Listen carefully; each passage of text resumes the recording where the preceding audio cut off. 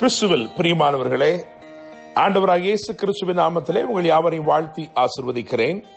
இந்த நாளுக்கென்று தேவன் நமக்கு அருளியிருக்கிற ஜீவ வார்த்தை சங்கீதம் 114 அதிலே 8வது வசனம்.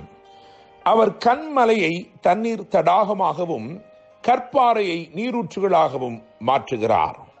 என கேட்கிற தேவனுடைய பிள்ளைகளே, கடினமானவைகளில் இருந்து கனிவானவைகளை கர்த்தர் புறப்பட செய்கிற ஒரு நாளாக இந்த நாள் இருக்கிறது. Day in which the dry situations will respond and give forth goodness. The flint will be changed into a fountain. கற்பாறைகள் மறுமொழி கொடுக்கும் ஒரு நாள். என கேட்கிற தேவனுடைய பிள்ளைகளே, 3வது வசனத்தை கவனிக்கும் பொழுது, தடையாய் நின்றவைகள் விலகி ஓடும், எதிராக புறவாகிப்பவைகள் பின்னிட்டு திரும்பும். எனவே இந்த நாளிலே தேவன் உங்கள் வாழ்க்கையிலே எவைகள் தடைகளாய் காணப்படுகிறதோ, எவைகள் எதிராக நிற்கிறதோ, அவைகள் எல்லாம் கர்த்தர் இன்றைக்கு மாற்றுகிறார்.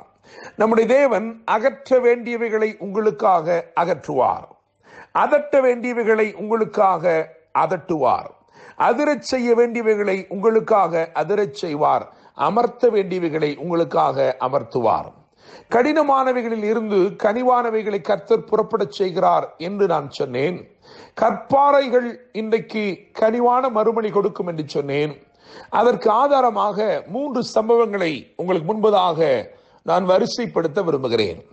முதலாவதாக யாத்திராமத்தின் புஸ்தகம் 2ஆம் அதிகாரம் 6ஆம் வசனத்தை கவனிக்கும் பொழுது, அந்த வசனத்திலே இப்படியாக எழுதியிருக்கிறது, அவள் இரக்கமுற்றாள் என்று எழுதியிருக்கிறது. பார்வோனின் குமாரத்தி, அதிகாரம் நிறைந்த ஒரு இடத்திலிருந்து வருகிற பார்வோனின் குமாரத்தி, அந்த நாட்களிலே இஸ்ரவேலருக்கு விரோதமாய் கடினமான உத்தரவுகளை பிறப்பித்திருந்த ஒரு பார்வோனின் குடும்பத்தில் இருந்து வருகிற பார்வோனின் குமாரத்தி, அவளிடத்திலிருந்து ஒரு கனிவு வெளிப்பட்டது. அவள் இரக்கமுற்றாள் என்று எழுதியிருக்கிறது. என்னுடைய பிள்ளைகளே, பார்வோனின் குமாரத்தியிடத்திலிருந்து பாசம் வெளிப்பட்டது என்று நான் எழுதியிருக்கிறேன். அதைத்தான் முதல் குறிப்பாக நான் வைக்க விரும்புகிறேன். இந்த நாள் நிச்சயமாக உங்கள் வாழ்க்கையிலே கடினமான இடத்திலிருந்து கனிவானவைகளை கர்த்தர் புறப்பட செய்கிறார். யார் உங்களுக்கு விரோதமாய் கடின வார்த்தைகளை பேசினார்களோ அவர்களிடத்திலிருந்தே கனிவான மறுமொழிகள் வரப்போகிறது. தேவனுடைய பிள்ளைகளே, பார்வோனின் குமாரத்திடத்திலிருந்து பாசம் வெளிப்பட்டது. 2வதாக, அழிக்க தேடினவர்களே அலங்கரிக்கிற ஒரு சம்பவம்.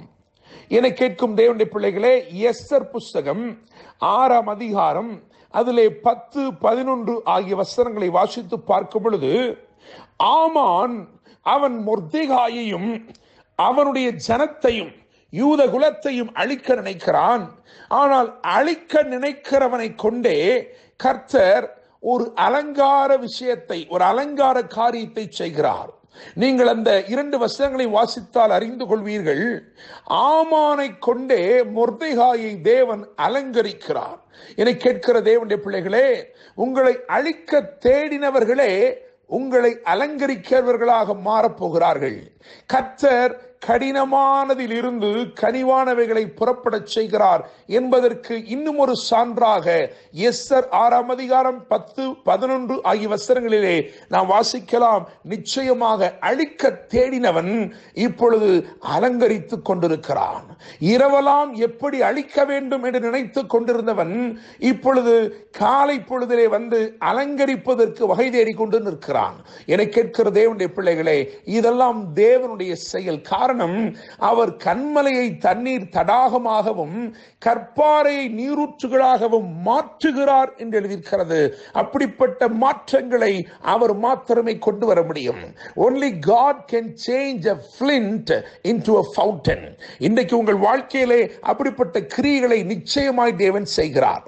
3வதாக, அப்போஸ்தலர் 16ஆம் அதிகாரம் 33வது வசனத்தை கவனித்து பார்க்கும் பொழுது, சிறைச்சாலைக்காரனிடத்தில் இருந்தே சேவை வெளிப்பட்டது.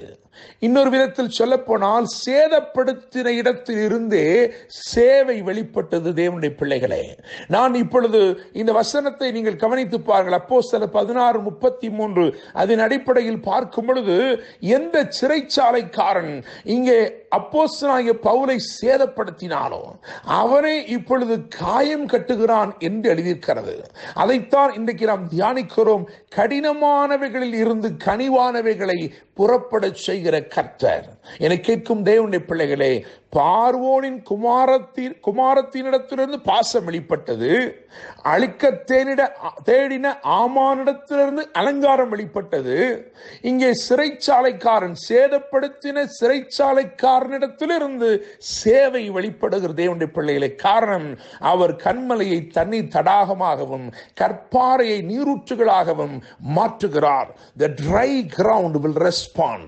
இந்த நாளிலே கடினமான எல்லாம் இந்த நாளிலே கனிவானவைகளை உங்களுக்காக புறப்பட செய்கிறது. இதன் பின்னணியிலே கர்த்தர் இருக்கிறார். கர்த்தர் இந்த காரியங்களை செய்திருக்கிறார். உங்கள் வாழ்க்கையில இன்றைக்கு கர்த்தர் கண்மலையை தண்ணீர் தடாகமாக மாற்றி கற்பாறையை நீரூற்றாக மாற்றி தொடர்ந்து அதிலிருந்து நன்மைகள் வரும்படி செய்து உங்களை ஆசீர்வதிப்பாராக என்று அன்புடன் pastor Daniel Moses. God bless you.